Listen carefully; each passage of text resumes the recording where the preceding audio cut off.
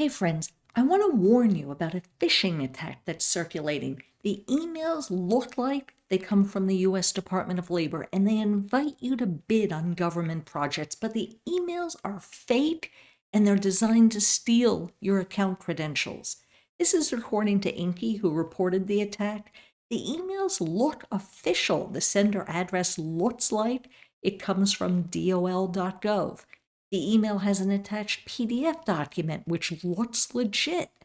The document says click the bid button to access the DOL's procurement portal, and if you click that button, you get taken to a website that looks absolutely legit because the phishers just copied the real DOL website.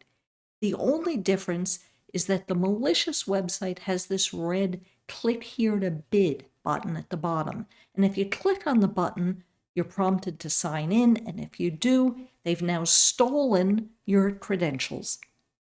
So friends, please be really careful out there. Personally, I get spam emails about government contracting at least once a week.